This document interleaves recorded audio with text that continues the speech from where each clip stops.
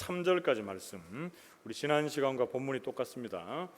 출애굽기 6장 1절에서 13절, 구약성경 89쪽쯤에 있습니다. 출애굽기 6장 1절에서 13절까지 말씀을 한 절씩 교독을 하겠습니다. 출애굽기 6장입니다. 여호와께서 모세에게 이르시되 이제 내가 바로에게 하는 일을 네가 보리라.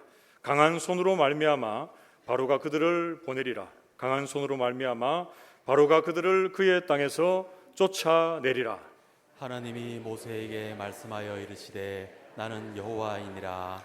내가 아브라함과 이삭과 야곱에게 전능의 하나님으로 나타났으나 나의 이름을 여호와로는 그들에게 알리지 아니하였고 가나안 땅 곧 그들이 거류하는 땅을 그들에게 주기로 그들과 언약하였더니 이제 애굽 사람이 종으로 삼은 이스라엘 자손의 신음소리를 내가 듣고 나의 언약을 기억하노라. 그러므로 이스라엘 자손에게 말하기를 나는 여호와라. 내가 애굽 사람의 무거운 짐 밑에서 너희를 빼내며 그들의 노역에서 너희를 건지며 편팔과 여러 큰 심판들로서 너희를 속량하여 너희를 내 백성으로 삼고 나는 너희의 하나님이 되리니 나는 애굽 사람의 무거운 짐 밑에서 너희를 빼낸 너희의 하나님 여호와인 줄 너희가 알지라. 내가 아브라함과 이삭과 야곱에게 주기로 맹세한 땅으로 너희를 인도하고 그 땅을 너희에게 주어 기업을 삼게 하리라. 나는 여호와라 하셨다 하라. 모세가 이와 같이 이스라엘 자손에게 전하나 그들이 마음의 상함과 가혹한 노역으로 말미암아 모세의 말을 듣지 아니하였더라. 여호와께서 모세에게 말씀하여 이르시되 들어가서 애굽 왕 바로에게 말하여 이스라엘 자손을 그 땅에서 내보내게 하라. 모세가 여호와 앞에 아뢰어 이르되 이스라엘 자손도 내 말을 듣지 아니하였거든 바로가 어찌 들으리이까. 나는 입이 둔한 자니이다. 함께 읽습니다. 여호와께서 모세와 아론에게 말씀하사 그들로 이스라엘 자손과 애굽 왕 바로에게 명령을 전하고 이스라엘 자손을 애굽 땅에서 인도하여 내게 하시리라. 아멘. 우리 앞뒤 좌우에 계시는 분들과 이렇게 한번 인사하고 말씀을 받겠습니다. 말씀의 은혜 받읍시다. 인사하겠습니다. 우리는 지난 주일 출애굽기 6장 이 똑같은 본문 말씀으로 출애굽의 하나님을 살피기 전에 출애굽의 시작 세 번째 말씀을 나눴습니다. 그때 어떤 주제로 함께 말씀을 나눴습니까? 출애굽의 장애물에 대해서 세 가지로 말씀을 살폈는데 세 가지 한번 띄워주시면 또 우리가 이해하는 데 도움이 되겠습니다. 출애굽의 장애물이 뭐가 있었습니까? 첫 번째는 이스라엘 백성들의 불평과 원망이 있었습니다. 그들의 마음의 상함과 가혹한 노역으로 말미암아 그렇게 됐다. 그래서 이스라엘 백성들이 제가 지난 주간에 학위가 두 개라 그랬죠. 뭐라 그랬습니까? 어느 대학 어느 학과를 나왔다 그랬죠? 그렇죠. 원망대학 불평학과를 나오고 또 하나 더 있습니다. 하나 더 광야학교 고난학과 내지는 시험학과를 나왔습니다. 그래서 그 두 가지입니다. 그리고 두 번째 애굽 왕 바로에 뭐가 있습니까? 마음의 완악함, 교만이 있었고 세 번째는 모세의 낙심과 더 나아가서 불신이 있었습니다. 그래서 이 세 가지의 출애굽의 장애물이 있었는데 하나님께서는 이 출애굽을 하나님이 친히 이루어 가시거든요. 이 모든 장애물을 뛰어넘어 하나님의 하나님 되심을 온 세상에 선포하게 되는 일, 그게 바로 출애굽입니다. 그래서 오늘 본문 말씀에는 우리가 크게 두 번째 주제로 출애굽의 하나님이 이스라엘 백성들에게 어떻게 나타났는지를 살피면서 함께 은혜를 나누겠습니다. 우리가 6장 말씀을 읽었는데 출애굽기 5장에서부터 해서 오늘 우리가 읽었던 그 말씀 속의 내용을 간단하게 한번 정리를 해보겠습니다. 하나님이 모세와 아론을 애굽 왕 바로 앞에 보냅니다. 보내서 이제 하나님의 메시지를 전달하는데 전달했을 그때의 애굽 왕 바로가 그대로 듣습니까? 아니면 안 듣습니까? 안 듣습니다. 안 들어요. 바로의 마음이 원래 완악하기 때문에 안 들어요. 그래서 그 과정들을 소개하고 있는 출애굽기 5장 1절에서 4절까지 말씀을 한 절씩 한번 봅시다. 모세가 크게 낙담하지만 하나님이 다시금 일으켜 세워주시는 부분인데, 출애굽기 5장 1절에 이렇게 말씀합니다. 그 후에 모세와 아론이 바로에게 가서 이르되 이스라엘의 하나님 여호와께서 이렇게 말씀하시기를 내 백성을 보내라. 그러면 그들이 광야에서 내 앞에 절기를 지킬 것이니라 하셨나이다. 이렇게 말합니다. 지금 모세와 아론이 이스라엘 백성들이 하나님께서 그들을 어떻게 지칭하고 있습니까? 내 백성이다. 내 백성을 보내라. 광야에서 절기를 지킬 것이다. 이것을 다르게 예배 드릴 것이다. 이렇게 말하고 있는데, 이 말을 애굽왕 바로가 딱 들었을 때 어떻게 했을까요? 지금 이스라엘 백성들이 내 밑에서 내 수하에서 이렇게 지금 노역을 하고 있는데 여호와가 누구인데 내 백성이라고 하는가, 이런 생각하지 않았겠습니까? 그러면서 이제 나는 여호와를 알지 못하니 그들을 보낼 수 없다, 이렇게 단호하게 반응합니다. 그게 바로 출애굽기 5장 2절 말씀입니다. 그래서 출애굽기 5장 1절에서 2절 말씀을 성경 파노라마라고 있어요. 여러분들 성경에 신구약 66권을 모션으로 이렇게 정리한 파노라마가 있습니다. 그래서 일부 시간에도 제가 이거를 이제 여러분들과 함께 나눴는데, 일부에도 잘 따라 하시던데, 여러분 저를 한번 따라해 보세요. 모세와 아론이 바로 앞에 가서 지금 어떻게 얘기한 겁니까? 자, 손을 이렇게 한번 해보세요. 손을 앞으로 해가지고 내 백성을 보내라. 그러니까 바로가 어떻게 하는가? 팔짱 끼고 안 돼. 이게 모션입니다. 이게 모션. 자, 한번 같이 한번 해봅시다. 자, 시작. 내 백성을 보내라. 안 돼. 우리 오른쪽 왼쪽은 좀 달라도 관계없습니다. 이렇게 된 겁니다, 지금. 그래서 요 모션 하나 했는데 1부 때는 분위기가 별로 안 좋았는데 2부 때는 그래도 이렇게 조금 웃어주시니까 감사하네요. 제가 지난 주간에 교회 장례도 있고 이렇게 여러 일들이 있어가지고 우리 장재훈 집사님이 유머책을 4개나 줬습니다. 4개나. 그걸 다 보지를 못했어요. 그래서 좀 그걸 적용하고 싶었는데 좀 그런 게 안 돼가지고 짧지만 요 시간들을 함께 나누고 오늘 본 말씀을 좀 들어가 보겠습니다. 여러분, 출애굽기의 궁극적인 목적이 뭐라겠습니까? 이스라엘 백성들이 애굽에서 나오는 것이 목적이 아니라 궁극적인 목적은 이 출애굽을 통해서 뭘 알게 되는 겁니까? 여호와 하나님이 온 세상의 구주가 되시고 만물을 움직여 가시는 주권자가 되신다. 이것을 나타내는 것이 바로 출애굽 사건입니다. 그래서 우리가 본 말씀을 읽었지만 오늘 본문 말씀 출애굽기 5장 2절 말씀해 보시면 하나님을 어떻게 소개합니까? 여호와라고 소개합니다. 여호와가 어떤 뜻이냐면 출애굽기 3장에 나오는 모세가 만났던 그 하나님, 스스로 계시는 자, 이 세상 모든 만물의 창조자가 되시고 조성자가 되시는 그분이 바로 여호와 하나님이십니다. 그런데 저를 포함해서 여러분들 모두는 그 여호와 하나님 앞에 어떤 존재입니까? 피조물입니다. 피조물. 그래서 우리가 여호와 하나님 앞에서 그 하나님의 이름을 부를 수 있는 것만 해도 어떻게 됩니까? 감사하고 항상 찬송하는 그런 마음으로 지내야 된다라는 것을 오늘 말씀을 통해서 확인을 합니다. 자, 이제 본문으로 돌아와서 모세와 아론은 바로의 이런 반응 앞에서 또 어떻게 말합니까? 출애굽기 5장 3절 말씀 우리 같이 한번 읽어봅시다. 출애굽기 5장 3절 같이 읽습니다. 시작. 그들이 이르되 히브리인의 하나님이 우리에게 나타나셨은즉 우리가 광야로 사흘 길쯤 가서 우리 하나님 여호와께 제사를 드리려 하오니 가도록 허락하소서. 여호와께서 전염병이나 칼로 우리를 치실까 두려워하나이다. 아멘. 지금 모세와 아론이 한번 어찌 보면 튕겼는데 바로 돌아가지는 않았습니다.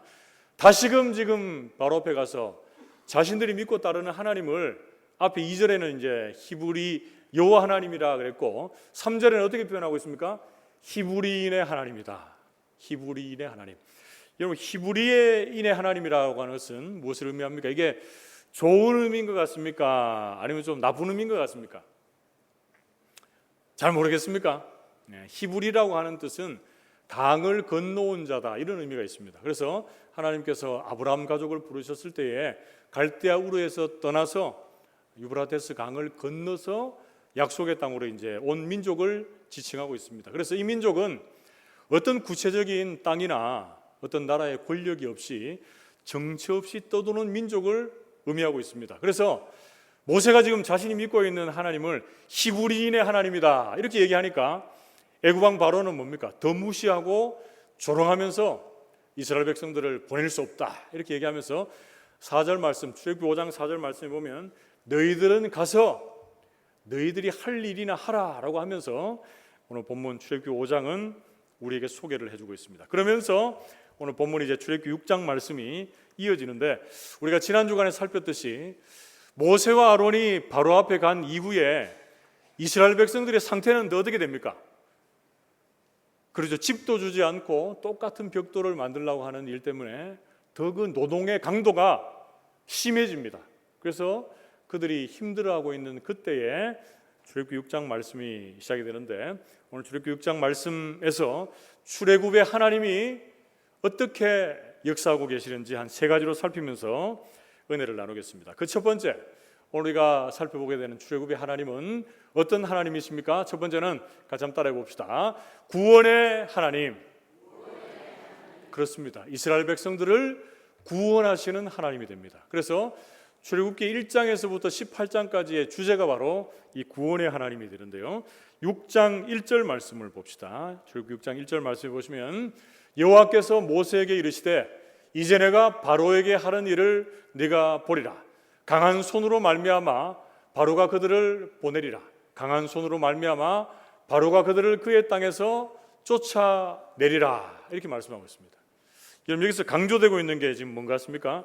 이스라엘 백성들을 애굽에서 종되었던 자리에 노예되었던 그 자리에서 하나님이 강한 손으로 그들을 이끌어내시겠다 이렇게 말씀하고 있습니다. 그게 바로 출애굽의 하나님, 구원의 하나님이 되십니다. 그리고 출애굽기 6장 6절 말씀에 보면 또 어떻게 말씀합니까? 6장 6절 말씀에 그러므로 이스라엘 자손에게 말하기를 나는 여호와라 내가 애굽 사람의 무거운 짐 밑에서 너희를 빼내며 그들의 노역에서 너희를 건지며 편팔과 여러 큰 심판들로서 너희를 어떻게 했다고 합니까?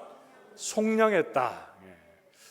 여러분 여기서 속량했다 그 앞에 또 뭐가 나옵니까? 편팔로 여러 큰 심판들 그러니까 앞으로 이어질 그 재앙 속에서 그들을 속량했다, 값을 지불하고 구원했다, 구출했다 이런 의미가 있습니다. 그래서 오늘 본문에 보면 하나님은 뭐 손과 팔이 있는 분이 아니시지만 우리가 이해하기 쉬운 표현들로 강한 손과 편팔로 이스라엘 백성들을 전능하신 그 능력의 손 아래에서 구원하시고 구출하시겠다. 애굽의 그 재앙 속에서도 그들을 구원하시겠다. 이렇게 우리 주님께서 말씀해주고 계십니다. 사랑하는 성도 여러분, 이스라엘 백성들을 애굽의 종되었던 자리에서 구원하신 그 하나님께서 우리 한 사람 한 사람 어떻게 하셨습니까? 죄와 허물로 죽었던 그 자리에서 예수 그리스도의 십자가의 보혈 그 사건으로 구원하시고 우리를 이 자리에 두신 줄 믿습니다. 아무 소망 없던 자들 그리고 죄와 사망의 권세 아래에 죽었던 우리들이지만 예수님의 십자가의 사랑과 은혜가 우리를 죄인에서 의인으로 종에서 하나님의 자녀로 그 위치를 변화시켜 주셨습니다. 오늘 본문에서 배우게 되는 출애굽의 하나님 첫 번째로 어떤 하나님이라 그랬습니까? 첫 번째는 구원의 하나님 우리를 속량하시고 구출하시는 하나님이 되십니다. 이스라엘 백성들을 그 애굽의 종되었던 자리에서 구원해 주신 하나님께서 우리 인간들을 우리 모든 여기에 있는 성도들을 죄의 속박에서 풀어주시고 죄와 사망의 권세를 이기게 하셔서 예수 그리스도의 십자가 사건으로 하나님의 자녀로 살게 해 주셨습니다. 여러분 2000여 년 전에 그 예수 십자가의 사건이 오늘날에도 동일하게 그 능력을 통해서 역사하고 계시고 그 기적이 계속되고 있다는 사실을 여러분 기억하시고 내가 믿음의 자리, 구원의 자리에 서 있는 것으로 만족하지 마시고 아직 불신의 자리에 있는 많은 영혼들에게 그 구원의 역사, 그 기적의 역사를 여전히 써내려갈 수 있는 우리 모든 성도들 되시기를 축복합니다. 무엇보다 십자가 은혜에 감사하십시오. 그리고 그 은혜의 구원, 그 은혜의 복음, 그 능력의 복음을 증거하며 사는 복된 하나님의 사람들이 되시기를 주님의 이름으로 축복합니다. 크게 두 번째로 오늘 본 말씀에서 우리가 배우게 되는 모세가와 아론 앞에 나타나신 출애굽의 하나님, 어떤 하나님이 되십니까? 첫 번째는 구원의 하나님이시고 두 번째는 언약의 하나님이 되십니다. 우리가 좀 따라해 봅시다. 언약의 하나님. 그렇습니다. 여러분, 언약이 있고 제가 갈로에서 이제 약속이라고 적어놨는데 언약하고 약속하고 차이가 있어요. 그걸 여러분 좀 아셔야 되는데 보통 약속은 어떤 걸 의미합니까? 사람과 사람 사이에 이렇게 맺는 거, 그게 약속입니다. 약속. 그래서 언약은 뭡니까? 언약은 하나님과 우리와 맺은 약속, 그게 언약입니다. 언약. 구분을 좀 하시면 좋겠는데, 그래서 창세기 이후로 대표적인 언약들이 여러 가지로 나오는데 여러분 생각해 보시면 이 언약의 하나님, 어떤 하나님으로 말씀해 줄 수 있습니까? 먼저 여러분 노아 시대 한번 보세요. 노아 시대 때 이 세상의 모든 만물을 뭘로 심판하십니까? 홍수로 심판하실 그때에 노아와 그의 가족들을 살리시는 언약을 맺으십니다. 그게 뭐냐면 보존의 언약입니다. 보존의 언약. 그리고 아브라함 때에 하나님께서 그를 택하시고 우상을 섬기던 아브라함의 가족을 하나님의 약속을 믿고 하나님을 따르는 그런 믿음의 조상으로 세우셔서 그의 약속의 땅과 그의 자손을 번성케 하시겠다라고 부르시는 그 약속은 또 뭡니까? 그것은 은혜의 언약입니다. 은혜의 언약. 그 약속이 이제 모세와 이스라엘 백성들에게 이어져 가는 것들을 보게 되는데요. 여러분 출애굽기 6장 2절에서 5절 말씀 한번 봅시다. 출애굽기 6장 2절에서 5절 말씀에 하나님이 모세에게 말씀하여 이르시되 나는 여호와이니라. 내가 아브라함과 이삭과 야곱에게 전능의 하나님으로 나타났으나 나의 이름을 여호와로는 그들에게 알리지 아니하였고 가나안 땅 곧 그들이 거류하는 땅을 그들에게 주기로 그들과 언약하였더니 이제 애굽 사람이 종으로 삼은 이스라엘 자손의 신음소리를 내가 듣고 나의 뭐를 기억했다고요? 언약을 기억했다, 이렇게 말합니다. 아브라함과 이삭과 야곱에게 나타나신 하나님 어떤 하나님이십니까? 전능의 하나님, 다르게 얘기하면 엘샤다이의 하나님이셨습니다. 그런데 그 이후로는 하나님이 여호와 하나님, 특별한 목적을 가지시고 그들에게 무한한 자유를 주시기 위해서 나타나신 그 하나님, 어찌 보면 이 출애굽의 하나님으로 나타나셔서 그들을 약속의 땅으로 이끌어 가시는 그 중심에 오늘 본문이 서 있다라는 것이죠. 여러분, 이 언약의 하나님에 대해서는 약속이 한 세 가지가 있습니다. 몇 가지가 있다고요?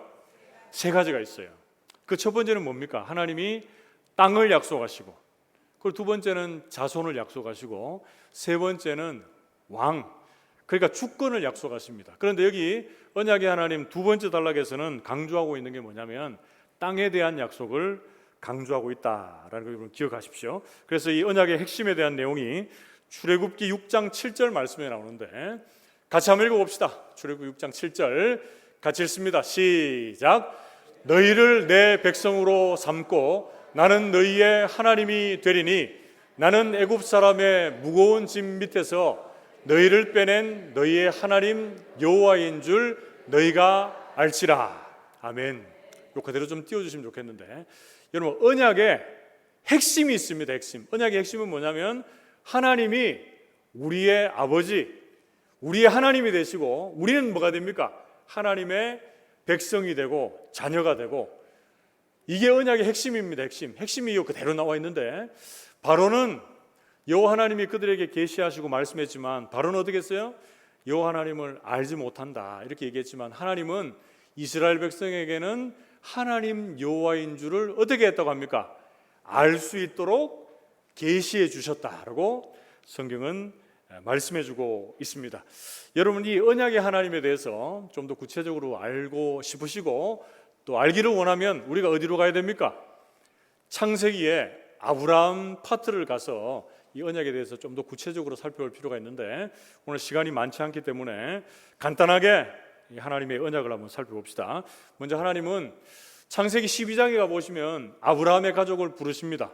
그 부르시는 과정을 보면 아브라함이 뭐 특출로 하거나 뭔가를 해서 부른 게 아니고 하나님이 일방적으로 찾아가셔서 그들을 부르시고 믿음의 조상으로 세워가십니다. 그러면서 이제 창세기 15장에 가보면 그 믿음의 조상으로 세워가시는 그 아브라함에게 나타나셔서 언약식을 체결하십니다. 뭘 체결한다고요? 언약식을 체결해요. 근데 이제 이 고대 근동지방의 언약식 체결하는 장면은 우리가 몇 번 살폈는데 어떻게 언약식을 체결합니까? 짐승을 잡고 약속의 양 당사자들이 쪼갠 고기 사이로 지나가는 거예요. 지나간다는 것은 뭘 의미합니까? 이 동물 짐승이 완전히 죽었다는 걸 의미하거든요. 그래 그 두 사람이 손잡고 지나가면 그들에게 이 언약식은 무엇을 의미할까요? 내가 당신과 했던 이 약속, 내가 지키지 않으면 어떻게 된다고요? 이 동물과 같이, 이 짐승과 같이 쪼개져서 죽임을 맞이하겠다라는 것을 의미하고 있습니다. 그런데 창세기 15장 우리 17절 말씀에 하나님께서 아브라함과 체결하신 그 언약식에 보면 이 구절은 조금 뒤에 나와야 됩니다. 거기 보면 이렇게 되어 있습니다. 쪼갠 고기 사이로 뭐가 지나갑니까? 아브라함이 지나갑니까? 하나님을 상징하는 횃불만이 그 쪼갠 고기 사이로 지나갑니다. 이거 뭘 의미합니까? 하나님이 아브라함에게 약속하신 그 약속은 일방적인 약속입니다. 일방적인 약속. 그래서 아브라함이 뭔가를 해서 이루어지는 약속이 아니라 하나님이 그 사이를 지나가시면서 이렇게 말씀하시는 거예요. 내가 네게 약속했던 이 언약 지키지 않으면 하나님 당신이 어떻게 되신다는 거예요? 내가 쪼개져 죽겠다 이런 말입니다. 그런데 하나님이 쪼개 죽는 게 말이 됩니까? 안 됩니까? 안 되죠. 그러니까 하나님은 내가 너에게 했던 이 약속을 내가 반드시 친히 이루어 가시겠다라고 하는 믿음의 확신의 표현을 이 언약식을 통해서 아브라함에게 들려주시는 거예요. 그래서 이제 창세기 좀 넘어가서 17장 가보면 8절에 이 언약식을 체결한 이후에 언약의 표징으로 아브라함 가족의 모든 남자들에게 뭘 행하게 하십니까? 할례를 행하게 하시죠. 그래서 그 할례를 통해서 하나님의 하나님 되심을 계속적으로 보여주시는 언약의 하나님이 바로 오늘 출애굽의 하나님이십니다.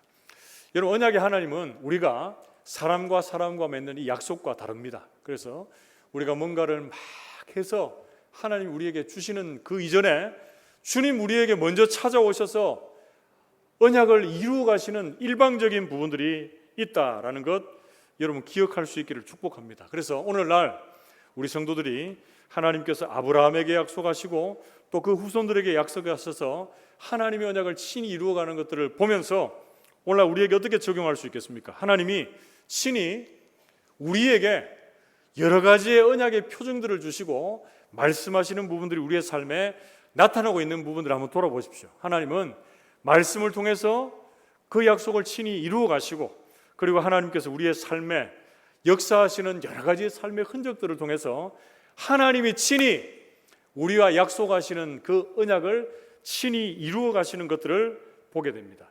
내 자격이나 공로가 아니라 하나님의 그 열심으로 우리를 이끌어 가시는데 주님, 하나님께서 이 언약의 하나님 때문에 우리 모든 성도들은 내 자신 때문에 자꾸 위축되고 쓰러지고 약해지지 말고 나를 새롭게 일으켜 가시고 언약을 친히 이루어 가시는 하나님 때문에 여러분 날마다 새 힘을 얻고 또 하나님을 주목하며 하나님을 자랑하는 그런 인생들이 다 되시기를 축복합니다. 염려와 걱정에 빠져서 내 자신의 것들을 돌아보다 보면 하나님의 일을 다 그르칩니다. 여러분 친히 이루시고 역사하시는 그 하나님을 주목하며 나아갈 수 있는 우리 모든 성도들이 되시기를 주님의 이름으로 축복합니다. 마지막 세 번째로 오늘 본 말씀 모세와 아론 앞에 나타나신 출애굽의 하나님 어떤 하나님으로 또 역사하고 계십니까? 세 번째는 축복의 하나님이십니다. 우리가 좀 따라해 봅시다. 축복의 하나님.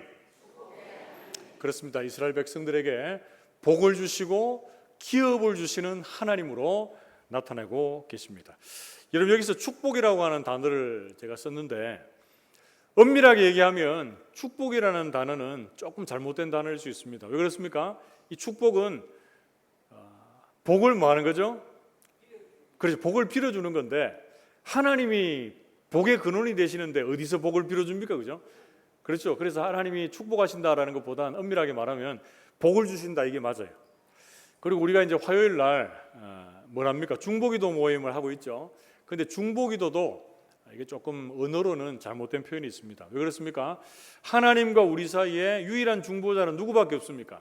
그렇죠. 예수 그리스도밖에 없죠. 그래서 한 오래된 것 같아요. 예전에 총회에서 중보기도라는 말은 쓰지 말자. 그래서 뭘로 바꿨냐면 이게 도고로 바꿨습니다. 도고. 그런데 이 말을 우리가 요즘 씁니까, 안 씁니까? 안 쓰죠. 그러니까 축복이라든지 또 중보라는 말이 좀 의미가, 이런 의미가 있다라는 것을 알고 우리가 계속적으로 사용하면 저는 뭐 크게 무리가 되지는 않는다는 생각을 해요. 그래서 축복하시는 하나님이라는 제목으로 그래서 세 번째 대지를 여러분 함께 나누겠습니다. 우리나라 사람들만큼 이 복을 좋아하는 사람 없습니다. 그래서 연초에 가보면 우리나라 사람들이 제일 잘하는 게 뭡니까? 제일 처음에 뭐 합니까? 새해 복 많이 받으시기도 하지만 어디 가서 복을 빕니까? 그래서 교회 와서 비는 게 맞는데 그 믿음의 사람들 중에 그 점집 있죠, 점집. 점집에 가는 우리 크리스찬의 확률이 한 30% 정도 된다는 비공식적인 통계가 있습니다. 그래서 거기 용한 무당 있죠. 용한 무당이 있으면 믿는 사람 오면 바로 합니다. 바로 와서 교회 가서 빌고 교회에서 해결해라 이렇게 하는데, 여러분들이 만약에 여기 앉아 계신 분이 간 분들이 있다면 가서 그 무당이 모르잖아요. 그럼 그거 다시 가면 안 됩니다. 이건 농담으로 여러분들 말씀드린 거예요. 우리 가면 안 됩니다, 여러분. 가면 안 돼요. 뭐 세점 이런 것도 치지 마시고 뭐 타로 이런 거 있죠. 그거 다 하면 안 돼요. 복권도 사지 마십시오. 복권도. 연초에 제 어머니가 목회 힘들지 복권사한테 줘가지고 좋은 얘기를 바란다 이렇게 주셨는데, 우리 권사님이신데 좀 믿음이 많이 부족하신 것 같아요. 복권도 사지 마시고. 여러분들은 복이 어디서부터 옵니까? 하나님으로부터 오거든요. 그걸 붙잡아야 됩니다. 그런데 오늘 본문 말씀은 그 복을 이제 두 번째 단락에서는 땅으로 말했고, 이 세 번째 단락으로 가면 어디로까지 연결이 됩니까? 자손으로까지 연결이 되거든요. 자손으로까지. 그래서 출애굽기 6장 8절 말씀에 보면 내가 아브라함과 이삭과 야곱에게 주기로 맹세한 땅으로 너희를 인도하고 그 땅을 너희에게 주어 기업을 삼게 하리라. 나는 여호와다. 이렇게 말씀하신 이후에 오늘 우리가 읽지는 않았지만 출애굽기 6장 26절에서 27절 뒷부분의 말씀에 보시면은 모세와 아론의 계보를 쭉 소개해주고 있습니다. 그래서 이들이 어디에서부터 와서 여기까지 왔는가? 물론 제사장의 가문이고 뭐 이렇게 세울 만한 가문이지만 이 가문의 여러분 족보를 쭉 한번 살펴보십시오. 보시면 이스라엘의 12지파의 모습들이 크게 특출난 것도 없고 자랑할 만한 것도 없고 하나님께서 주권적으로 선택하셔서 그 일들을 이루어 가신다라는 것을 강조하고 있는 모습이 있습니다. 그래서 여러분 그 부분들을 한번 읽어봅시다. 출애굽기 6장 26절에서 27절 말씀을 보면 이스라엘 자손을 그들의 군대대로 애굽 땅에서 인도하라 하신 여호와의 명령을 받은 자는 이 아론과 모세요. 애굽 왕 바로에게 이스라엘 자손을 애굽에서 내보내라 말한 사람도 또 누굽니까? 이 모세와 아론이었더라 이렇게 말씀하고 있습니다.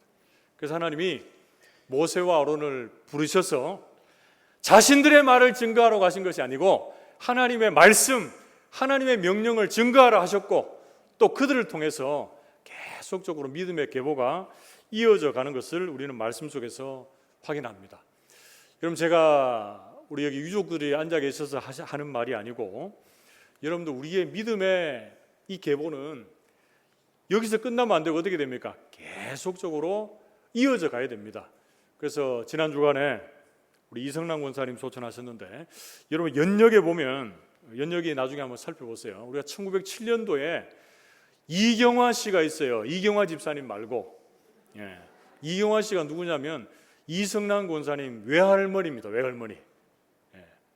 맞으시죠 유족들? 제가 연구 제대로 했는가 모르겠습니다. 제가 물어보니까 맞다 하시더라고요.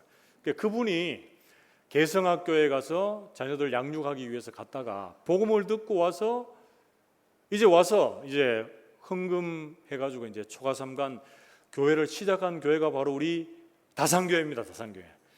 그때는 평리교회였죠. 평리교회.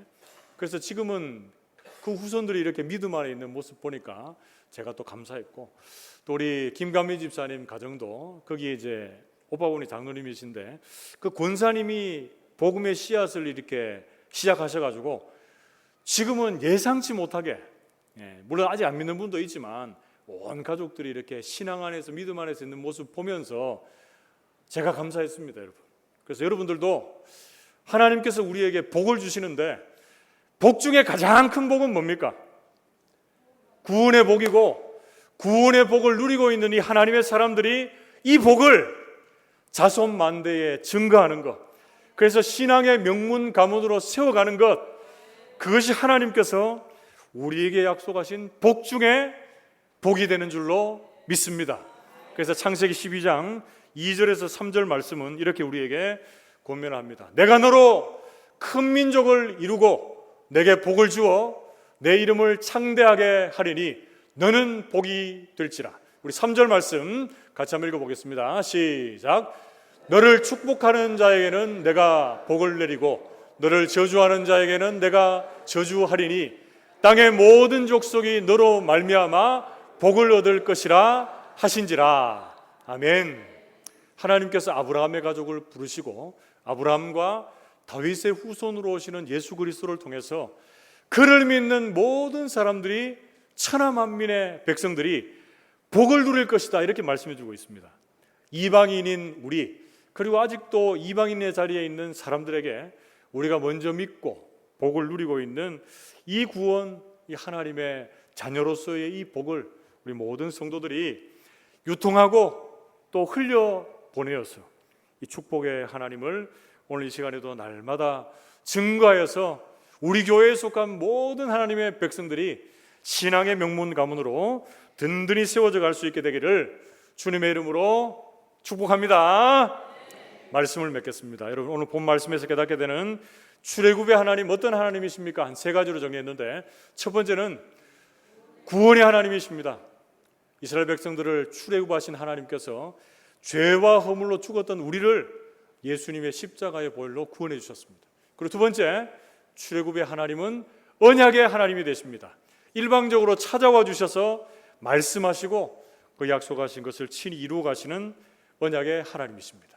그리고 세 번째, 출애굽의 하나님은 축복의 하나님이 되십니다. 우리에게 하나님의 나라에서 누릴 땅과 그리고 자손의 복을 주셔서 축복의 하나님께서 우리의 모든 성도들의 앞길에 이 하나님의 구원의 복과 신앙의 명문 가문으로 세워가시는 이 기업의 복을 주실 것을 기대하며 이런 믿음의 길을 끝까지 잘 경주해 나가는 우리 모든 성도들, 하나님의 사람들이 되시기를 주님의 이름으로 축복합니다.